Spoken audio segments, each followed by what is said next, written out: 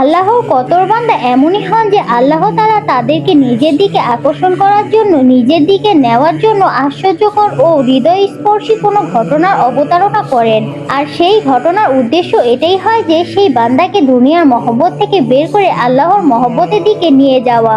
ইতিহাসে একজন প্রসিদ্ধ বুজুর্গ ও শায়েখ ছিলেন, হযরত শায়েখ ফরিদ উদ্দীন আত্তার রহমাতুল্লাহ। তিনি ইউনানি ওষুধ ও আতরের অনেক বড় ব্যবসায়ী ছিলেন। এই কারণে তাকে আত্তারও বলা হতো। ঔষধ ও আতরের বিরাট বড় দোকান ছিল তার। তার ব্যবসা দেশের বিভিন্ন প্রান্তে ছড়িয়েছিল। সেই সময় তিনি একজন দুনিয়ার সাধারণ ব্যবসায়ী হিসেবেই প্রসিদ্ধ ছিলেন। একদিনের ঘটনা, শায়েখ ফরিদ উদ্দীন আত্তার রহমতুল্লাহ দোকানদারি করছিলেন। এমন সময় একজন ফকির বেশি দরবেশ দোকানে এসে দাঁড়ালো। সে দোকানে ঢুকে অস্তিত্ব চিত্তে এদিক ওদিক তাকাতে লাগলো। কখনো দোকানের ওপরের দিক থেকে নিচের দিকে, কখনো নিচের দিক থেকে ওপরের দিকে তাকাতে লাগলো। কখনো এই শিশির দিকে, কখনো ওই শিশির দিকে তাকাতে লাগলো। কখনো এই শিশি পরখ করছে, আবার কখনো আরেক শিশি হাতে নিয়ে পরখ করছে। এভাবে দীর্ঘক্ষণ কেটে গেল। শায়েখ আত্তার রহমতুল্লাহ অনেকক্ষণ যাবৎ তার কার্যক্রম লক্ষ্য করছিলেন, কিন্তু কিছু বলেননি।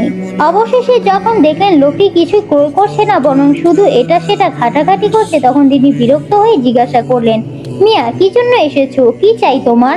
দরবেশ বলল, কিছু না, এমনিই দেখছি। শায়েখ বললেন, এমনিতেই আবার কেউ কিছু দেখে নাকি? উদ্দেশ্য কি তোমার, বলো। এবার দরবেশ বলল, আসলে আমি দেখছি এই যে এতগুলো শিশির, কোনোটায় আতর, কোনোটায় ওষুধ। আমি তো মনে করি তোমার আত্মাটাও এইসব শিশির ভেতরে আটকা পড়ে আছে। এখন যদি তোমার মৃত্যু এসে যায়, তাহলে এতগুলো শিশি থেকে তোমার আত্মা বের হবে কিভাবে? মূলত আমি তা নিয়েই ভাবছি। যেহেতু শায়েখ ফরিদ উদ্দীন আত্তার রহমতুল্লাহ তখন পর্যন্ত দুনিয়ার ব্যবসায়ী ছিলেন, তাই তিনি রেগে গিয়ে বললেন, মিয়া, তুমি আমার জান বের হওয়া নিয়ে চিন্তা করছো? তোমার জান কিভাবে বের হবে সেটা চিন্তা করো। আর তোমার জান যেভাবে বের হবে, আমার জানও সেভাবেই বের হবে। সেই দরবেশ তখন উত্তর দিল, দেখো, ভেবে চিন্তে কথা বলো। আমার জান বের হওয়া সহজ, কারণ আমার কাছে দুনিয়ার কোনো সম্পদ নেই। না আমার ব্যবসা বাণিজ্য আছে, না আমার কোনো ঘর বাড়ি আছে, না দোকানপাট আছে, আর না এতগুলো শিশি আছে। আমার জান তো বের হওয়া একদম সহজ। কিন্তু তোমার জান তো এইসব শিশির ভেতরে আটকে আছে। যখন তোমার জানকে টান দেওয়া হবে, তখন তো সে এক শিশির থেকে আরেক শিশিরে ঘোরাঘুরি করবে।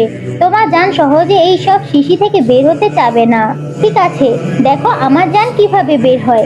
এই বলে দরবেশ দোকানের সামনে একটি চাদর বিছালো এবং তাতে কাত হয়ে শুয়ে কালেমায়ে শাহাদাত পাঠ করলো। আর সাথে সাথে তার জান বের হয়ে গেল।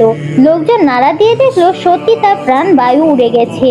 ব্যাস, এই ঘটনা শায়েখ ফরিদ উদ্দীন আত্তার রহমতুল্লাহের অন্তরে এমন প্রভাব বিস্তার করলো যে তিনি চিন্তা করতে লাগলেন, আমি তো সারাদিন শুধু দুনিয়ার ফিকির নিয়ে ঘুরছি, সারাদিন ব্যবসা বাণিজ্য আর দুনিয়ার পিছনে সময় ব্যয় করছি। কখনো তো আল্লাহর হুকুম পালন করার এবং তার সাথে সম্পর্ক তৈরি করার খেয়ালও করিনি।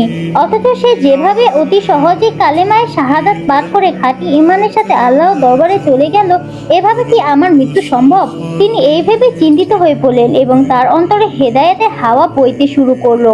অবশেষে তিনি নিজ ব্যবসা বাণিজ্য অন্যের কাছে সঁপে দিয়ে আল্লাহর পথে বের হয়ে পড়লেন এবং বিভিন্ন শায়েখ মাশায়েখদের দরবারে ও ইলমি মসজিদে ঘুরে ঘুরে অবশেষে তিনি এমন এক সাধক পুরুষে পরিণত হলেন যে এখন তিনি নিজে অন্যের হেদায়েত ও পথ প্রদর্শক হয়ে গেলেন। সুবহানাল্লাহ।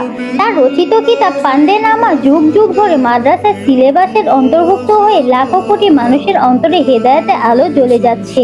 অর্থাৎ আমাদের মতো মানুষের জন্য এইসব ঘটনা থেকে এই শিক্ষা নেওয়া উচিত নয় যে আমরাও তাদের মতো সবকিছু ছেড়ে সংসার বিরাগী হয়ে আল্লাহর জন্য বের হয়ে যাব। আমাদের মতো দুর্বল ইমানদারদের জন্য তো কখনোই কল্যাণকর নয়।